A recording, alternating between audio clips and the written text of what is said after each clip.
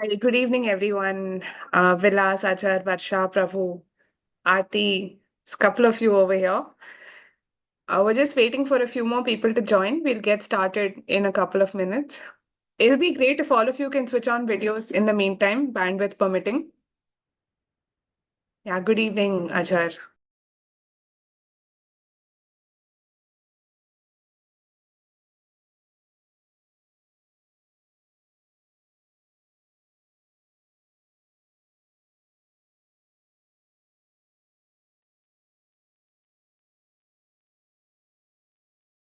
To everyone who just joined, hi, good evening. Also, very happy Diwali to whoever is celebrating. We're just waiting for a few more people to join. We'll get started in a minute or two. In the meantime, it'll be great if everyone can switch on their videos. Would be nice to see some faces. Thank you, Prabhu and Achar, for switching on cameras already.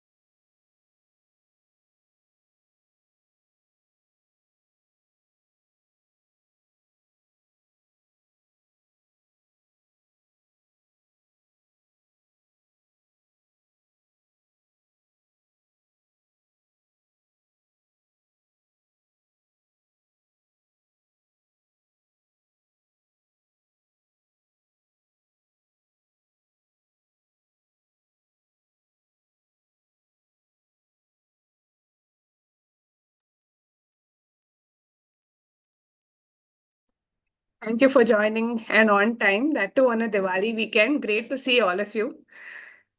We get started. We're expecting a few more people to join, but they can keep coming in. Um, yeah. So today we're here to talk a little bit about the Bhumi Fellowship. And mainly, we're going to be in conversation with two of our fellows, Sonu and Vijay from the 2023 cohort. Sonu, Vijay, if you can say hi to everyone. Yes. Anaka, if we can go to the next slide. Some norms for today's space. It will be great if all of you can have your videos on, bandwidth permitting. Would be nice to see a few faces, and it'll be great for us to have an interactive discussion today. We don't want it to be one way coming from us. In that same spirit, do keep your audio on mute if you're not speaking so that you also get to listen to the conversation that is happening. If you have a question, you can use the raise hand feature and we will come to you, or you can use the chat box to drop in your thoughts or questions. We also have a 15-minute Q&A at the end, so we will definitely take some time to respond to all questions. Yes, good evening, Sapna. Please call me Anjali. I'll introduce myself in just a bit, but you can call us all by our names. Anaga, if we can go to the next slide. We have 45 minutes of time with us today, and this is how it's going to be spent. We'll take about 5 to 6 minutes just talking about the Bhumi Fellowship itself, post which we will do a very small check-in in true Bhumi culture. After that, we will spend some time interacting with Vijay and Sonu, our two fellows from the 23 cohort who are here with us today. Like I said earlier, we will close out with a Q&A space where we'll be happy to take all questions that you have about the fellowship program. One request I have is to keep all questions relevant to the discussion we are going to have today, which is going to be about Sonu and Vijay's projects. I'm sure you might have other questions about the program too. We can maybe catch up about that some other time, but we'll do our best to respond to all questions as far as possible. Yeah, if we can go ahead, Anakha.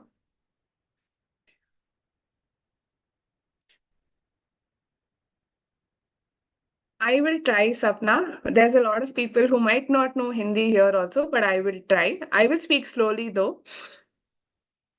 The Bhumi Fellowship began in 2020 with the vision of achieving equitable education for all children through systemic change. The idea is that children from low income communities, families, They don't have the same access or opportunities, and the fellowship is trying to bridge that gap and ensure equity in education. How do we do this? We do this with our change makers, that is our fellows, who work in government aided, and affordable private schools in the short term. A fellow is there in a school for 2 years. And after this 2 years, they go into the education movement and lead the movement itself in the long term. We see our fellows as change leaders in the future. And we hope that through all of us coming together, we'll be able to solve this challenge of inequity in education.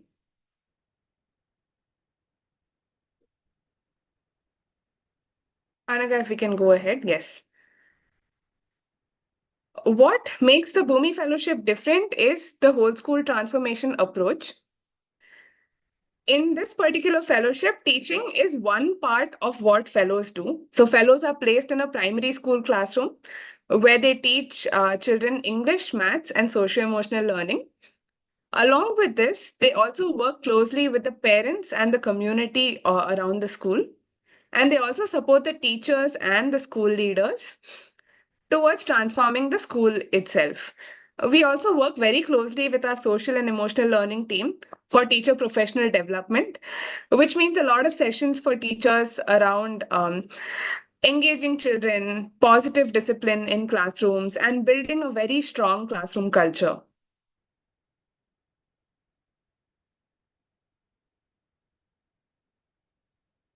Right, pictures, they speak more than any words do. Some pictures from the fellowship so far. You can see one of our fellows conducting a parent engagement session, bringing all the parents together and taking sessions on different topics. This could be on spending quality time or uh, understanding how to support children with their academics. Another one that's special to all of us is a fellow led event, which is Teachers Express. We always talk about fun spaces for students, but what makes this unique is this is a very fun, interactive space for teachers to come together, connect with each other, and for us to appreciate their work. We also support with infrastructure. So you can see there's tablets that were distributed. In addition to this, our in-house Bhumi team works on setting up water, desktops, that is computer labs, and also additional classrooms in schools. So all of these things are some of the interventions.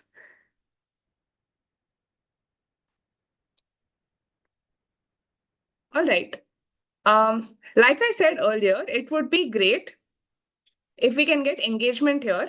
All of you will see a question on your screen. If you had a magic wand, what is the one problem you would like to solve in your lifetime? आपके पास अगर एक magic wand, I am not sure what magic wand is in Hindi, but एक wand होता like a Harry Potter for example, वो एक problem क्या होगा जो आप सॉल्व करना चाहोगे? And it would be great if all of you can share. You can use the chat box or some of you can unmute and share also.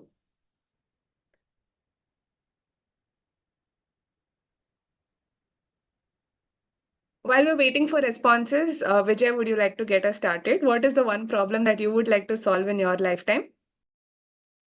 Sure. Hey all. At the moment, I can think of only one thing. Recently, I watched two movies, which was Donkey and Amaran, both indirectly or directly related to the border politics. So, if I had a magic wand, like I'd erase all the borders, like an inclusive world without borders. So that would be one thing that I would do. Thank you for sharing that. We have a response from Oishi on chat to remove this tag of underprivileged and marginalized community. Wow, great. That's a great thought. Thank you, Oishi. Gaurav is saying Hello, introduce good, Bata system. Sorry, Gaurav, would you like to unmute and share? What is this? hello, good evening. I am Muhammad Ishaq Banu Gujar. I am from Forest Village community from Uttarakhand. If I have a magic wand, I prefer to open all the education centers in all locations where education is not reached still nowadays. Nice. That's a great thought, Mohammed. Thank you for sharing.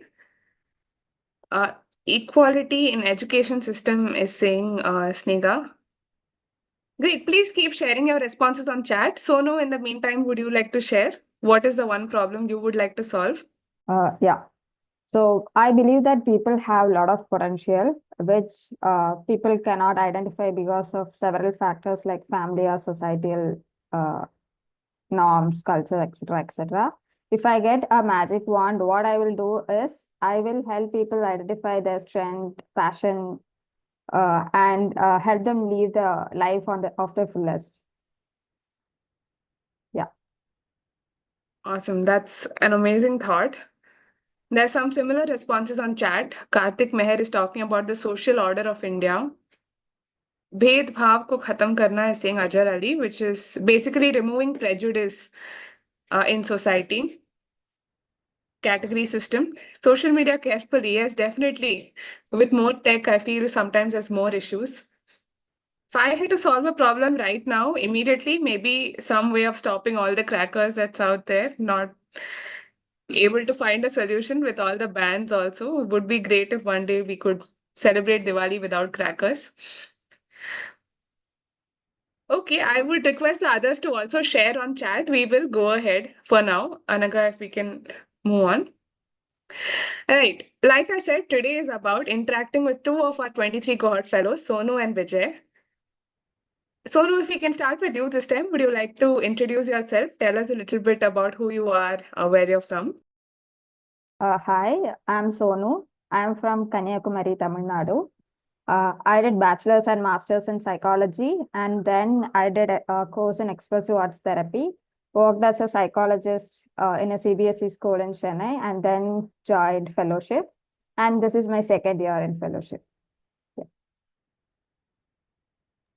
Thank you, Sonu. Vijay? Sure. Again, hi. I'm Vijay. I'm from Chennai.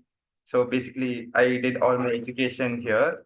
I am an architect by education, so basically from a design background, and I was more interested in design and was exploring design across various mediums. And yeah, that is how I found fellowship very interesting. And I thought, why not? Let's explore this. And here I am in my second year of fellowship. I currently work in a government aided school in Chennai.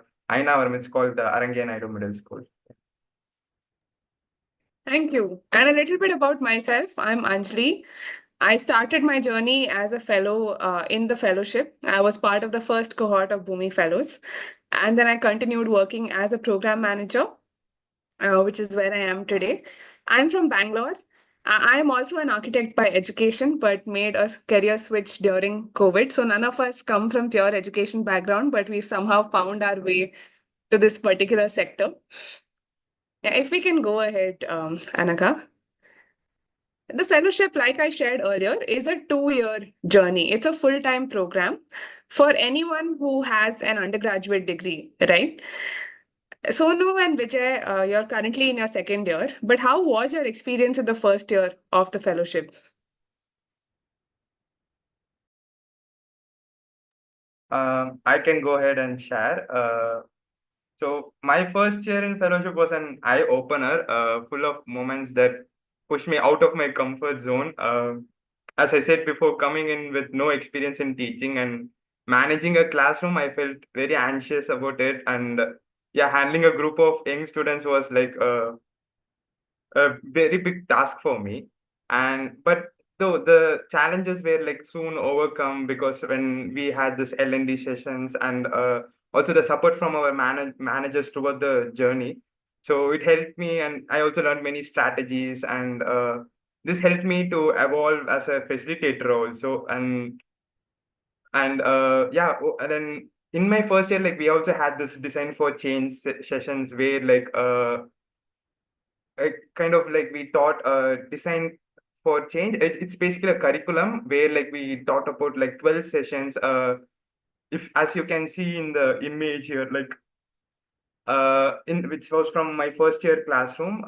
Anjali, I hope the image. Yeah, Anaka, if you could go ahead, please. Yeah. Oh, sorry.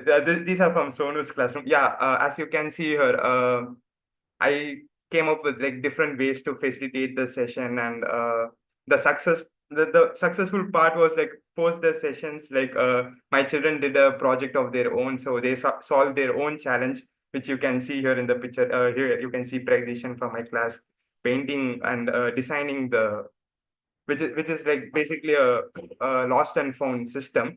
And yeah, so these were the challenges. Like I basically had challenges in facilitation, but apart from this, like you can see a lot of opportunities for was there for me also. Like in this picture you can see me addressing the whole group. This was during elections in our school, and also like teacher circle, and a lot of opportunities were there where I could learn and unlearn a lot of things. And yeah, it was a lot of, I mean, out of my comfort zone. I learned a lot, and I also evolved myself as a facilitator. So this was all about my first year. I would like to pitch in more also. Yeah, I will go ahead. Uh, so first year, I was placed in a second grade class in an aided school. So it's a low income school.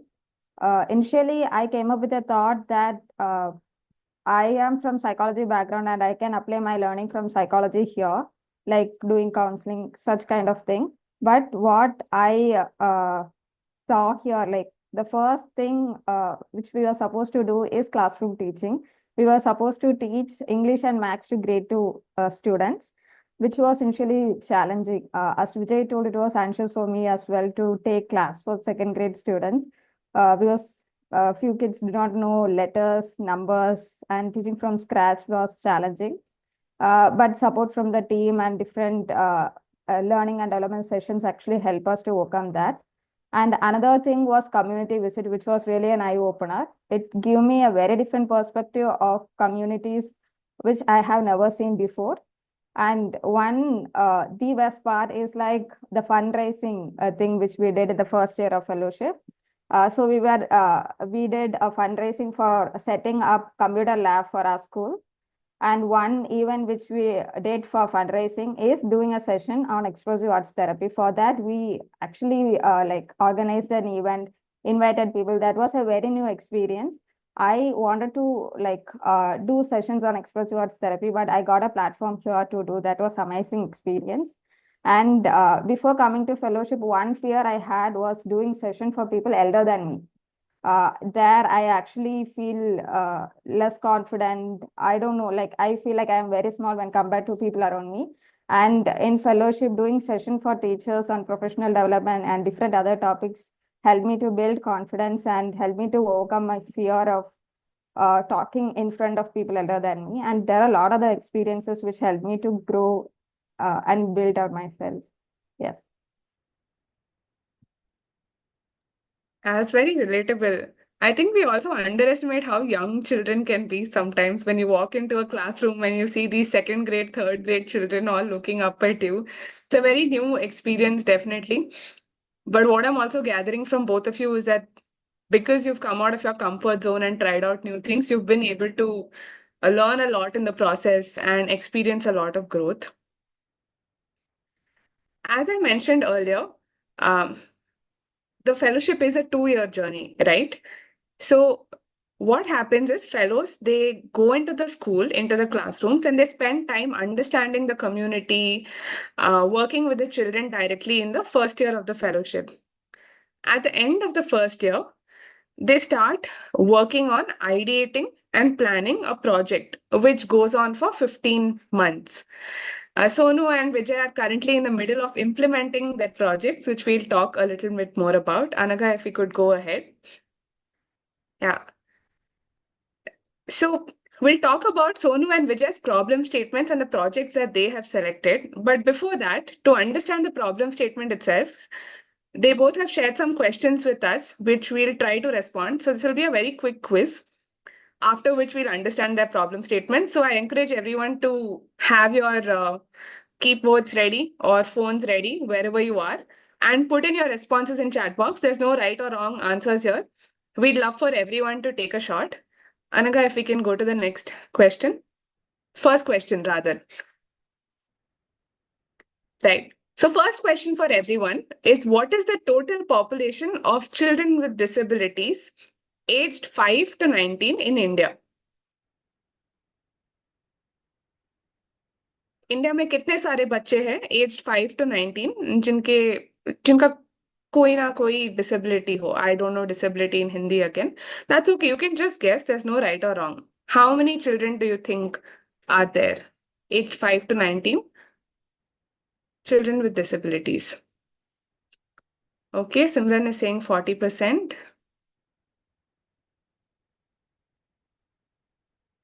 Okay, 15. Getting some very 10 million. Okay, we're getting a concrete number. 20. 20 what? 30%. All right, we can reveal the answer.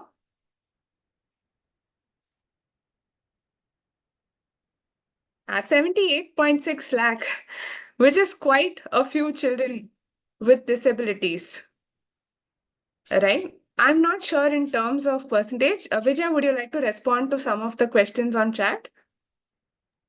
Sure.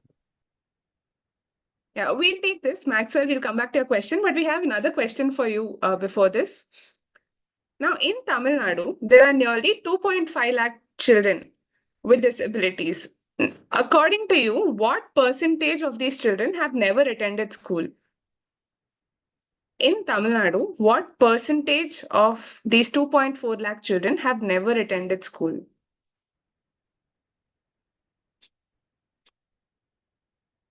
Okay, 80%. We're getting much higher numbers this time. I think after looking at 78.6, we're getting much higher responses. Then we're getting 1.5 lakhs.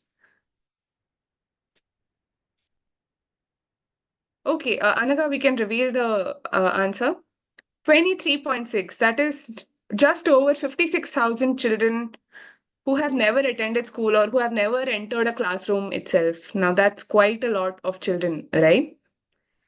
With this in mind, Vijay, would you like to talk about your problem statement and why you have selected this?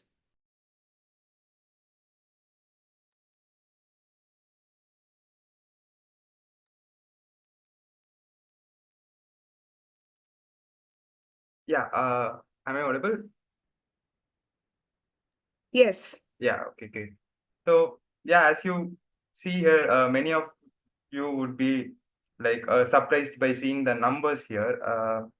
I could start with one story, like where one day in class, like I was teaching my kids, and I noticed three children who seemed to be little disengaged, and they were not engaged. They were not engaged in the classroom, and they were just made to sit idle there. And for the entire day, then I noticed like this pattern repeating for days, then for some weeks. It also went on to months. Then I was very curious and I tried to ask, like I went and asked my teacher, co-teacher, and like what is happening here, and why are these children not being involved, like not being included as much like the other children. Then what I came to know and understood was like these were like children with special needs, like who basically like are neurodiverse. Neurodiverse means like, yeah, the children with special needs, like who have special like need some special attention. And yeah, this realization, like this insight sparked a realization, like the classroom like why this was not why this was happening, was the question that kept on nagging me. Then I tried to understand. I found like I tried to understand the root causes for it, and what popped up was like three main things, which were like lack of resources and lack of knowledge and lack of like trained facilitators available to engage these neurodiverse children effectively. So yeah, this spiked the journey, and which led to me like to raise a question like, what if, why not, like what if there is a toolkit, a resource based toolkit which addresses these issues, like, and this toolkit which has certain resources and manipulatives which is present in every classroom, and which also like by designing this resource toolkit like focused on foundational developmental skills like fine motor, gross motor, and other six key areas. So like this toolkit is like basically like aimed to create like a more inclusive space, like where every student, regardless of their needs, has the opportunity to actively engage and grow in the classroom. So yeah, by addressing these resource gaps, yeah, I hope to foster a learning environment where like facilitators feel prepared and all the children are included. And basically, yeah, this is my problem statement and the approach that I've taken. Yeah, thank you for sharing that, Vijay. I'm also sharing on chat what neurodiversity is for people who might not be aware of the term. And the idea is that people experience the world and interact with the world in different ways. There is neurotypical, where people who fall a certain criteria of development, but then there's neurodiverse, where people's brains have developed in a way different from what is expected or what is considered normal in society. And that's what Vijay is trying to address through his project. Um, we have a couple more questions for you before we go into Sonu's project, right? Anaga, if you can go to the slide. Now, this is something a lot of you might have seen in social media and in newspapers. It's a constant topic of conversation. What is India's rank in gender equality? And once again, it'll be great if all of you can put responses on chat.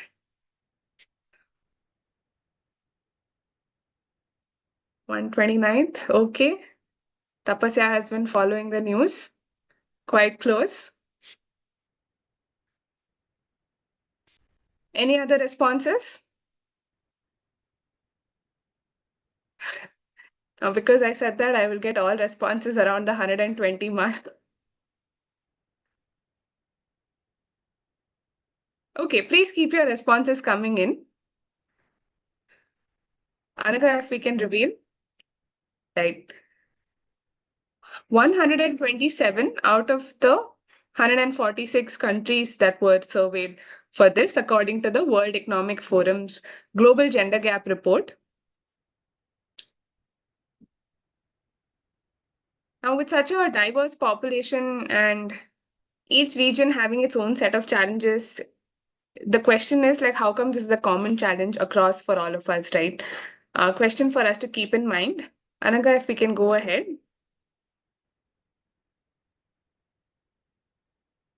What percentage of women are part of the labor force in India?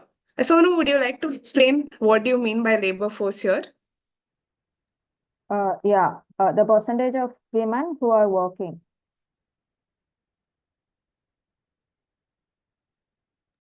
Yeah, this could be any kind of employment, right? So, what percentage of women are part of the labor force in India? Okay, getting a range of responses right from 30% to 50, 40, 18. Okay, awesome. A lot of people in the 30 to 40% range. If we can reveal the response, 23.6%. So some of you who said 25, 20 come quite close. Just 23.6% of women are a part of the labor force in India. Of course, this data is from 2019, so this might have increased since then, but still that's quite a low number overall. Which brings us to Sonu. Can you talk about your problem statement that you've identified and why you chose to work with it? So the problem statement I identified was women, particularly mothers of kids studying in my school, lack financial and personal empowerment. And having low personal and financial empowerment will actually have an effect on their family, community, and also how they raise their kids. So this was the problem identified. And what helped me to come to this is that the community visit I did during the first year of my fellowship.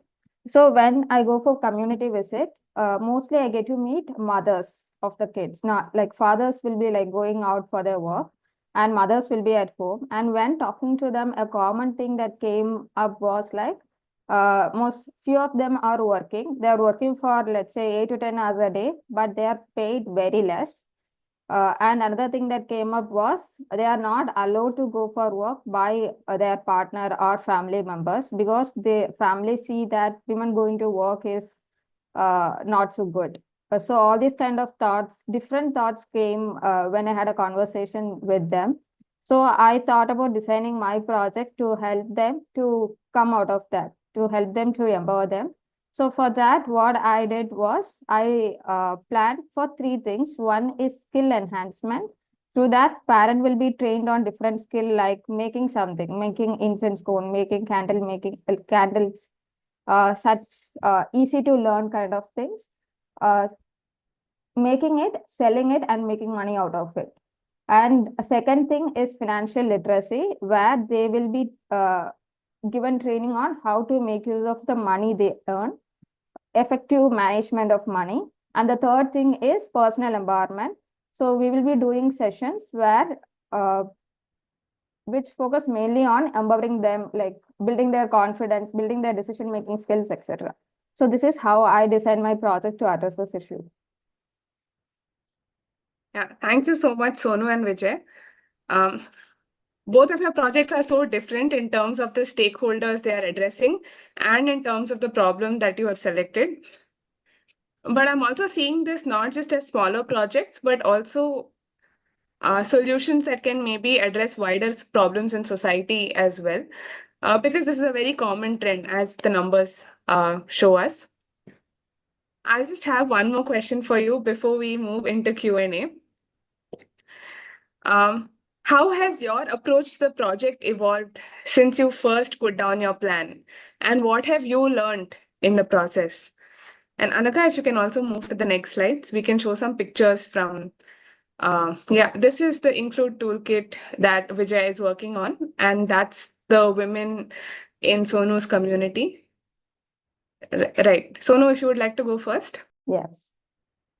So initially, I had a very broad idea of the problem and the approach to it. I didn't really get an essence of the deep-rooted problem. And when having conversation with parents who come for the skill enhancement training, what I understood is the problem is not outside. The problem is within.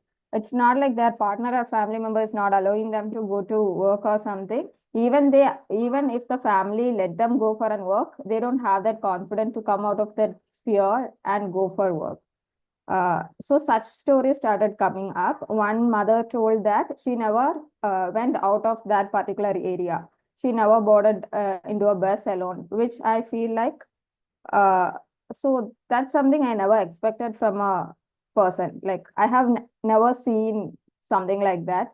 So the session plan I changed. So I had a broader idea of self-confidence before, and then I started tailoring the session plan according to their need. I cannot. I understood that my approach will not work here because the problem is very deep rooted, and the same with the skill enhancement. So with skill enhancement, different ideas came up. And later I understood that doing something like repeated. So for example, candle making.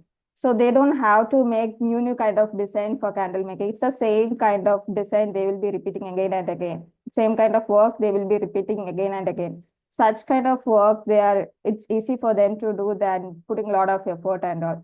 So a lot of ideas, a lot of learning come through, and a lot of changes also happen to the way, which actually helped me to design the project as user-friendly thing than the like what I want to do, kind of. Yes.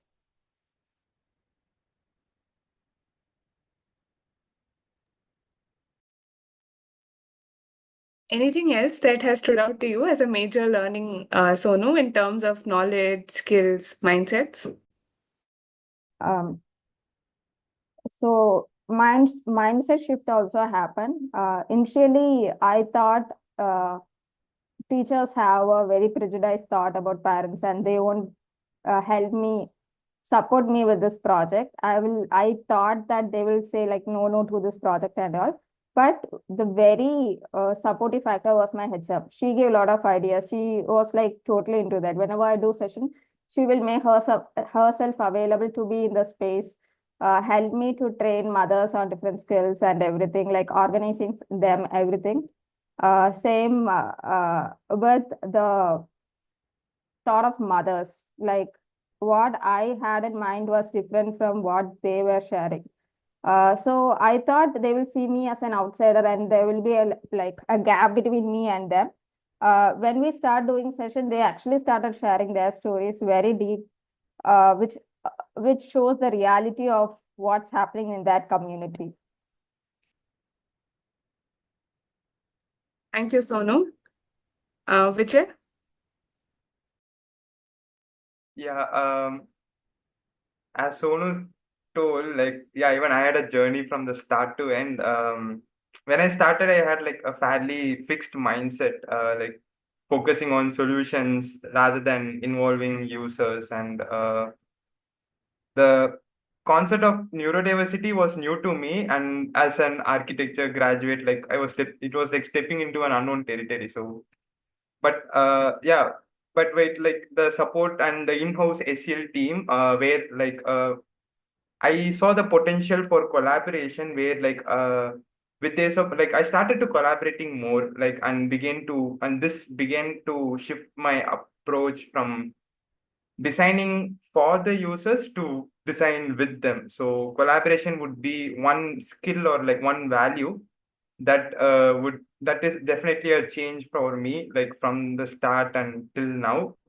Yeah, and as Anjali mentioned, SEL is like social emotional learning. We have an SEL team in Bhumi called Hello, Head Hearts and Love program. So I started collaborating with them more, and it's been a powerful change. And one like that gave me a fresh perspective on problem solving, and like it just opened me to new ways of thinking about the impact. And yeah, so this change from fixed mindset and fixed focused on solution got changed into like more of like enjoying the process and designing by involving the users. And this is one change I would say. And over a period like this is just a journey, like I'm not able to like articulate one just change. Like the approach is this, but what I've also learned is like just enjoying the journey, and a lot of learning happens in the process. And I learned and learned a lot of new things. And yeah, as I'm also evolving. Yeah, thank you so much, Sonu and Vijay. We are at 6:38 right now, so in the interest of time, I'd like to open the floor for questions. So we'll take questions from everyone in the room. And I'd request for you to ask a lot of questions about Sonu and Vijay's projects itself. I will talk about how to apply to the fellowship before we close out. Yeah, any questions?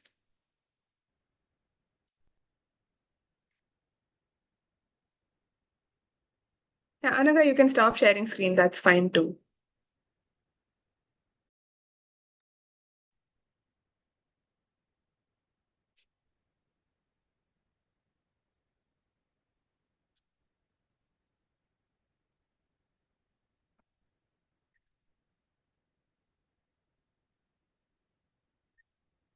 Right. I see there's a lot of questions around the fellowship itself. Okay, sure. We'll start by taking that. Vijay, would you like to respond to the first one? So which one? Fellowship in Tamil Nadu? Okay. I mean, the fellowship is like we are currently working on three main cities, Chennai, Coimbatore, and Trichy. So we have fellowship and fellows extended over all the three cities. But it is not just limited to people from Tamil Nadu or anyone. Like it's just open to anywhere from India. Hope I guess Anjali, like you can correct me. And it is open to anyone from India. And yeah, there are people like a lot of people from. You see many people from North here, and not a lot of people like my co-fellow is also from Kolkata. So yeah, it is just open to anyone. Yeah, thank you for that. Yes, it is in Tamil Nadu. We are currently based out of here and three cities like Vijay shared. I'm also sharing the link to our website where more details for the applications you can go through it there. All right, we have a very interesting question here. Do you face language barriers in community? Sonu, would you like to take this? And maybe Anaga, you can also add on based on your experiences. Uh, Language barrier, initially many face, yes, but later few, actually we have many from Kerala and some from North. Initially language barrier is there, but there are people to support. That's the best part here. So if the person is finding it difficult to go for community visit with the language barrier, someone will be accompanying them to go for the visit, to talk to the parents. It's support in all the way. Yes. I'll just add on to that part. I have experienced and also seen fellows from different language and cultural backgrounds being immersed in the community. And I felt like how Sonu mentioned, people around you kind of helps you, embrace that culture or language. And the best of that is done by your children itself. Children teach you Tamil words. They'll understand that if you don't understand, they'll tell these are some of the important words and they teach you. They take a lot of pride in that. And I've seen fellows who use these common Tamil words in classrooms while they're teaching. So that learning is really impressive to witness. So definitely differences are there, but that's something that as a community and as a fellowship, we'll be able to overcome. Definitely. And I think it's very interesting how some of our fellows from other states also get naturalized. They adapt to the culture and they absorb it so well and they take back parts of it also. It's a very beautiful process to see. Srilekha has asked, can you give a brief about the flow of the fellowship? Before that, Ashok Kumar's question. Ashok Kumar, हाँ आप apply तो कर सकते हो, but fellowship is in English. We need to teach English. हमें English सिखाना होता है, which means English is mandatory. Tamil नहीं आती है, that's also fine, but English is mandatory for the fellowship. तो आपको English पता है, तो that would be great. Selections, you can go through our website itself. Website has the selection process. I will share that on chat. Vijay, would you like to take Maxwell's question and then maybe Sonu Anaga, you can add on to Gaurav's question, Srilekha's question about the flow of the fellowship? Sure. Yeah, that's a great question, Maxwell. You had me think a lot. And yeah, so the kind of disabilities here are mostly that I'm working out like here the most of the cases are like autism and Down syndrome.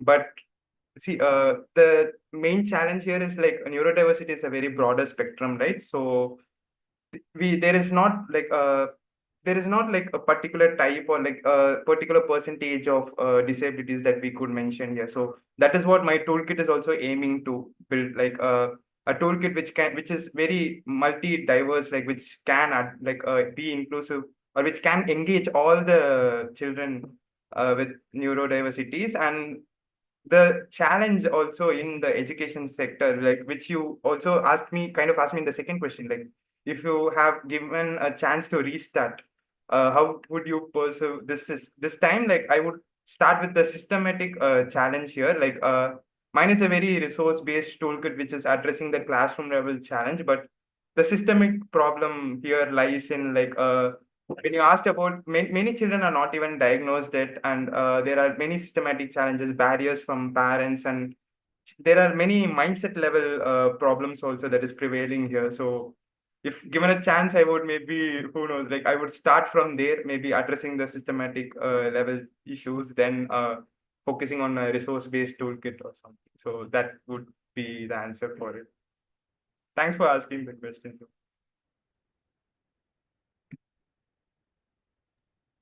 Yeah, and thank you, Anaga, for responding to Srilekha's question on chat. A lot of questions about selections. I would suggest please email us if you are in the process currently, and if you have not received a response from us, please write an email to us. I will share the email ID here. Fellowship at bhumi.ngo. and we'll be happy to take specific responses. Age limit, right. This is open to anyone above the age of 21 up to the age of 30 years. And you need to have a degree, any undergraduate degree, in order to be eligible. Yeah, Komala, I hope that clarifies.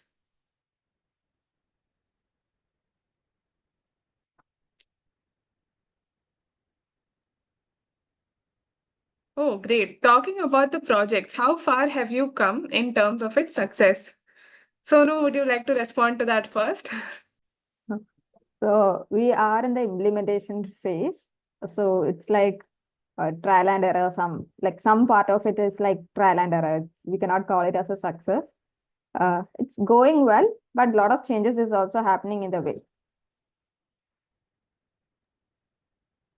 Awesome. Sonu, do you want to share a little bit about your final outcome as well, like what you're expecting by the end of your fellowship? Yeah. By end of my fellowship, the idea is to help parents build skill on one or two thing. So now we are focusing on incense making and also candle making. So to get skilled on that and also build their confidence and to have an idea about financial literacy. The longer vision of the project is that parents starting an entrepreneurship venture on their own, starting this candle making or incense cone on their own, and making income on their own, and also empowering women around them.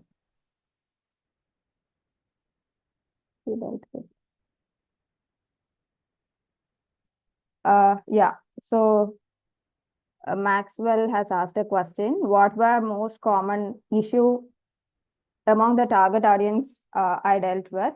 So most common issue is like their attendance. So initially when I start with, they show like very much interest in coming for this and getting engaged, but over time the attendance dropped down. They are giving a lot of reasons for the for not coming for the session. That's the challenge I'm facing currently. And I'm trying to address that now with the mothers, the reason and how we can improve the attendance.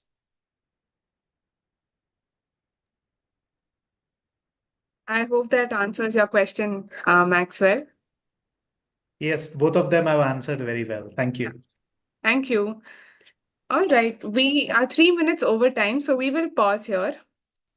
If there's any other questions, feel free to connect with us either over email or on LinkedIn. Any of our team will be happy to have a conversation with you. If you are in the process of selection and you haven't received any response, again, please write to us. I have shared the email ID on chat.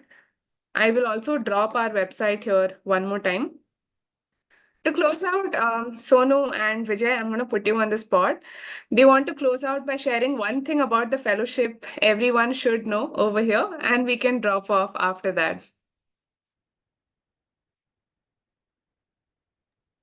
One thing, that's a very challenging question. When you have a lot of things, you're asking one thing. Okay, I would say like there is a mini Shark Tank even kind of kind of opportunity that happens in-house. Like it's called the Bhumi seed fund pitch event where we pitch in our projects and we get a certain amount of fund for our project to implement our project. So that was the thing that quickly came into my mind. What I will say is it's an amazing journey with a lot of learning, opportunities, good space to create a wonderful support system which lasts throughout.